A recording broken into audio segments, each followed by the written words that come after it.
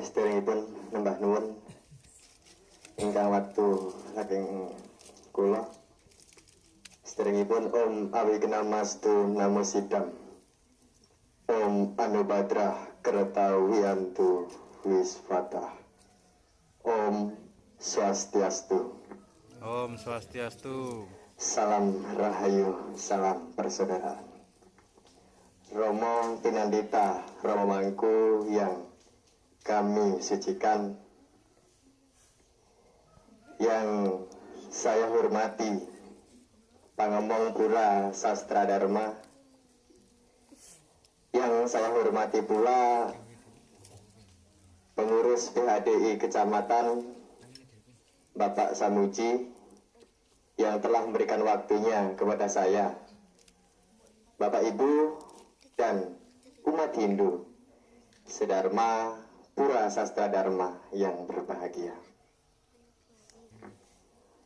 Puji Astunggara kita haturkan kehadapan Tuhan Ida Sang Yang Widiwasa, karena atas asung kertawara nugrahanya hingga hari ini kita semua, kita sedaya diwene kesarasan, diberi kesehatan, sehingga di dalam menjalani hidup-hidup ini kita selalu diberi kemudahan dan dijauhkan dari pandemi yang melanda.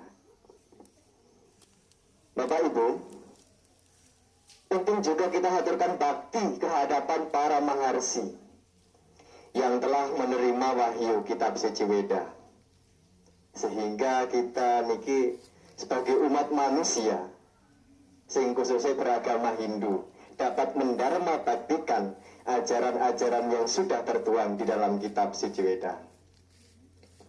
Bapak Ibu umat Hindu Dharma yang berbahagia, di dalam ajaran agama Hindu tidak bisa lepas dari yang namanya upacara. Napa sih upacara niku? Upacara niku berasal dari kata upa dan cara. Upa yang berarti dekat, cedek, dan cara yang berarti coro, metode. Penjelas upacara niku cara atau metode dene adewe iki iso menuju pada yang kita tuju, sinten Tuhan Ida Sang Yang Widiwasa.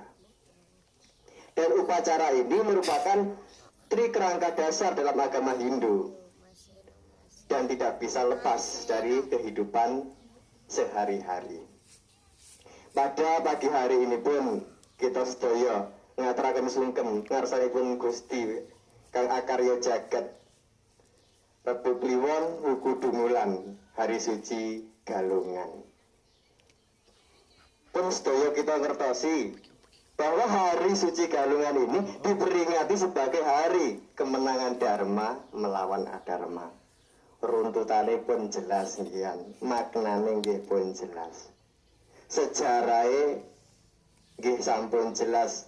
Masalah sejarah Hari Suci Galungan iki berhubungan erat dengan cerita yang ada di Bali, sosok raja yang bersifat raksasa yang menguasai jagat Bali dan terutama juga sampai ke Belambangan yang sangat kejam.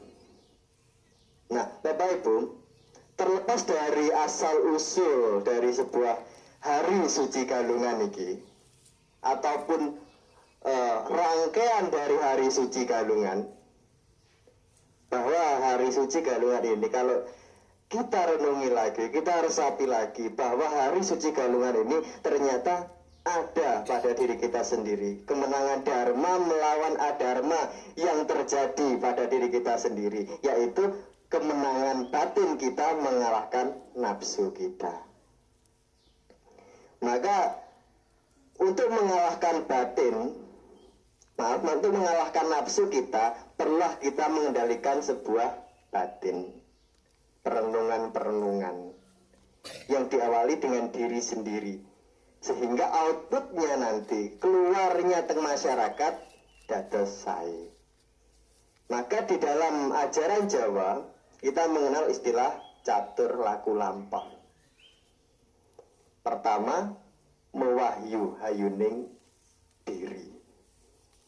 menjaga keharmonisan diri sendiri, menyinkronkan, menselaraskan antara pikiran otak dengan pikiran hati sehingga terhubung, tidak congkrah.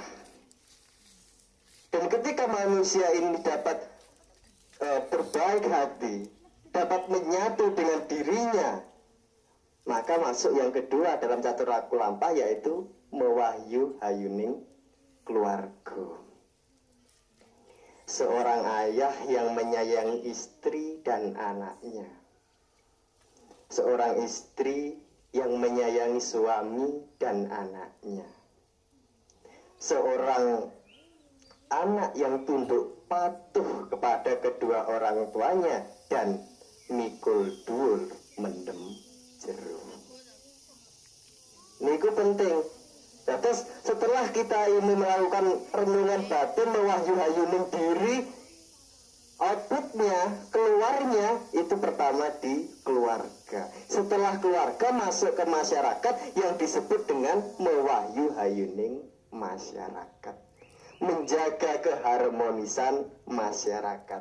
Bagaimana keadaan masyarakat kita, apa masalah-masalah yang terjadi di dalam masyarakat kita, atau ada sebuah saudara tetangga yang mengalami permasalahan, yang mengalami perdebatan, yang mengalami perselisihan, kita sebagai saudara, kita sebagai masyarakat yang ada di sekitarnya, kita sebagai tetangga, kita wajib untuk membimbing mereka agar tidak terjadi hal-hal yang tidak diinginkan.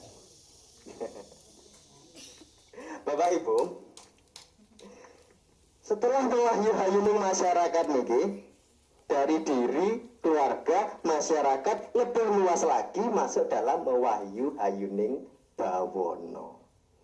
Lah diterusne mewahyu hayuning bawono ambrasta dur angkara, menjaga kelestarian alam semesta dan menghapuskan, menghancurkan keangkaramurkaan. Ketika manusia mencapai mewahyu hayuning bawono ini, manusia tidak akan memandang entah itu manusia, entah itu hewan, entah itu tumbuhan, ya demit barang, semua dikasih, semua disayangi. Karena ini adalah wujud dari menjaga keharmonisan ini. Maka dalam agama Hindu, pentingnya kita untuk menjaga keharmonisan pada siapa saja, menjalin persahabatan pada siapa saja, Satya Mitra Bhavantu, bahwa semua yang ada di alam semesta ini semua adalah teman, semua adalah mitra, termasuk makhluk-makhluk yang tidak bisa kita lihat. Boleh nggak kita berteman dengan mereka? Boleh. Nggak ada larangan di dalam ajaran agama Hindu. Kenapa?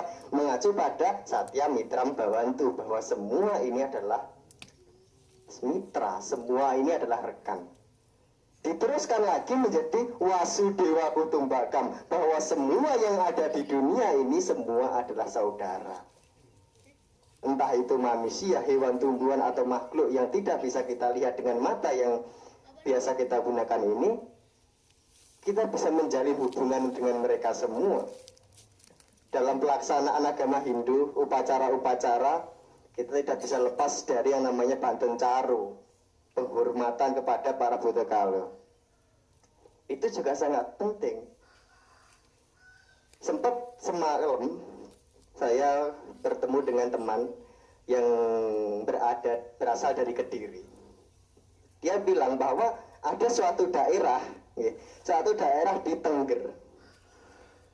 Di dalam masyarakat ini pelaksanaannya kepada Tuhan, baktinya kepada Tuhan baik, baktinya kepada alam baik, dan baktinya, penghormatannya kepada makhluk bawah, para Bhutakala pun juga baik. Apa hasil?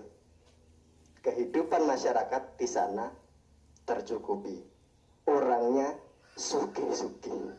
Jarine ngono. Nah, Bapak Ibu, umat Hindu Dharma yang berbahagia, kembali lagi dalam perayaan Hari Suci Galungan. Dalam perayaan Hari Suci Galungan, dalam sebuah upacara, kita tidak bisa lepas dari yang namanya upakara, bebantenan atau sajen tak ngarani wong Jawa.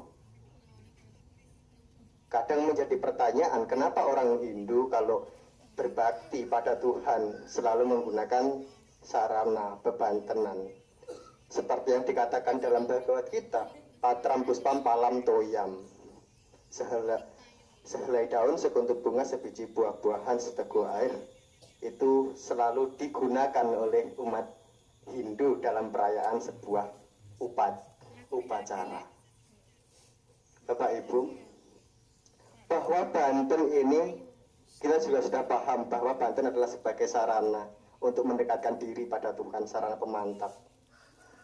Bahwa Bapak Ibu, sejatinya dalam bakti kita ke hadapan Tuhan ada dua cara atau dua tahapan, dua tingkatan.